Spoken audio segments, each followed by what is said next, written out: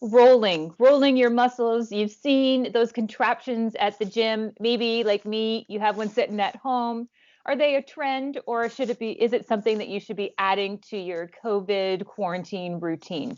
Today, I've got Charlene here with us to give us the straight goods about foam rolling for your muscles and if you should be adding it. So grab a mug of your favorite beverage and join us today for today's coffee chat. Mm. So I've got Charlene joining us today, and I invited Charlene to talk to us specifically about foam rolling because Charlene is an amazing massage therapist. I've used her myself, and she's great, not just for relaxation massage, but specifically for sports injuries or sports massage, particularly for those of us who, we're not 20 anymore. We've got more aches and pains going on. We want to still be active, and hey, we also are sitting at our desk jobs a lot. And you know what? During COVID, we're sitting at our desks a whole lot more. There's a little bit more aches and pains going on. And so I wanted to get in touch with Charlene because she also does ultra marathons, people. And ultra marathons, they're not just marathons, they're ultra. We're talking 50 kilometers, 100 kilometers, and longer. And like myself and many of us watching today, she's north of 40 as well. So I wanted to get the straight goods from someone who has the training and the expertise, but also the lived experience. So welcome, Charlene. Thank you, Kristen, for having me today. I'm so excited to talk about my favorite torture tool. Some people refer it to that. Yeah, I can't say when I started foam rolling, to be honest, but the first foam roller that I did buy was at a half Ironman event. I used to compete professionally for a couple years doing triathlons. And this event was in Oceanside, California. And it was a company called Triggerpoint. And they basically traveled the circuit, and they had foam rollers that people could try after their races and different rolling devices. And I bought their last demo model. I remember that. And this is the actual model here.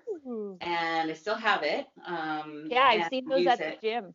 I've seen those at the gym and different places. Yeah. So yeah, I've been using it ever since. I mean, it's a great massage tool. I mean, they refer to foam rolling as poor man's massage, and if you can't get a massage, or it can help you between massages. But what I really like about the grid is that it's very firm. It's got a hollow PVC pipe and has a little less foam than most foam rollers, so it does give a firmer roll for any athlete or someone that does roll a lot. I also have the longer version as well, but this one's really good for traveling. It's very portable. You can travel with it and even put things inside, like a bottle of wine actually works well. But, so when we're allowed to travel again, yeah, for sure. But I wanted to bring you in because of course we can't go for massages. We can't get that support right now. And so many of us, myself included, we're sitting at our desk a whole lot more during COVID. So I wanted to find out, should we be adding foam rolling to our COVID quarantine routines? Definitely. Foam rolling is a great complement to stretching. I mean, you can do both stretching and foam rolling. Personally, I like to do a little bit of foam rolling before a yoga class, definitely before I head out for a run, definitely after run. I was just going to mention what I really like about the grid is that the textures represent massage therapist hands. So the flat surface is supposed to represent the palm, and these tubular surfaces represent the fingertips. And these ones, the longer ones, represent the fingers. So in terms of intensity, you get less intensity with the flat surface and more intensity with the fingertips. So I thought that was kind of neat. But definitely, I mean, foam rolling is something that you can do every day. Really, the consistency is the key with foam rolling. If you do 10 or 15 minutes a day, it's better than like 1 2-hour session a week. Basically, when you're starting off, I would just focus on 20 or 30 seconds per body part. Again, it helps with recovery, so really good after a workout. If you've been sitting at your desk all day, it does definitely help with just moving blood into the tissues. That's how a foam roller works. So it's the pressure of your body weight on the roller on a cylindrical object that allows the blood flow into those areas. And the tissues I'm referring to is called fascia. And fascia is a fancy term for the connective tissue that holds everything in our body. So it connects our organs, our tissues, our tendons, our bones, our ligaments. So it's this, so really we're addressing not just the muscles, but the connective tissue. And again, too, with fascia, because if we're a runner and we do a lot of running, our fascia becomes restricted. On the other hand, if we do a lot of sitting, our fascia becomes restricted. So that's why.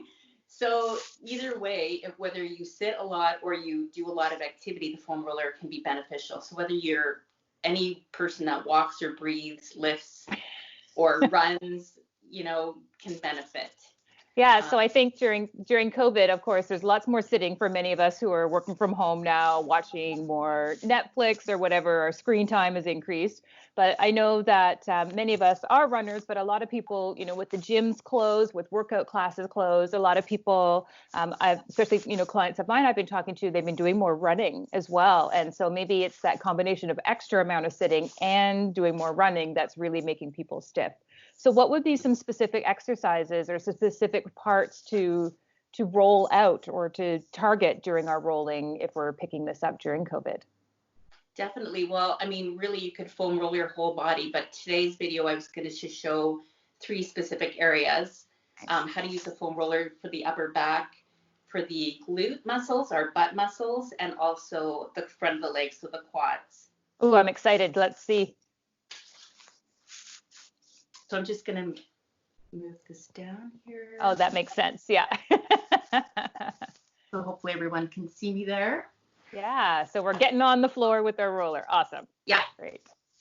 Good. I've got mine here. I'm excited to see. If we don't have that specific one, but we bought another one already at home, will this still work with even other models or other types of rollers that we may have? Oh, totally. I'm just partial to the Triggerpoint, but any foam roller will do. And there's different densities as well. Like there's firmer ones, there's softer ones. I would say for a beginner foam roller, you want to pick something that's a bit softer. This might be too aggressive for someone, say, who's just new to foam rolling. I would say this is kind of an intermediate foam roller. Yeah, so someone that's been maybe rolling a bit, or someone that has really tight muscles, like a runner or cyclist, for example. Awesome. Yeah. Okay, I'm super excited to see your moves. All right, so to open up the upper back, so this is a really nice one for any office worker, obviously, and runners. So you want to lie with the foam roller just beneath the shoulder blades. So basically, beneath the shoulder blades are just above the curve. So you should be able to put your hand through your upper back. You can rest your glutes on the foam roller, on the mat. And I like to support my head with my hands. So you don't want to pull on your neck, but you just want to let the weight of your head fall into your hands, right? And so for me right now, I can feel a nice stretch opening up the front of the shoulders and the chest. And if you want to add in a little bit of movement, you can roll from side to side. So just keeping stationary and just rolling from side to side. Sometimes I've heard like cracks, and if you do, it's totally fine. That's totally normal. Don't be alarmed. If there's pain, then there's a different question, but it's normal to hear some creaks and cracks. If you want to take it a little further, you could lift your hips up and then just roll up to this area of the shoulder. You never want to roll on the neck. And then just down.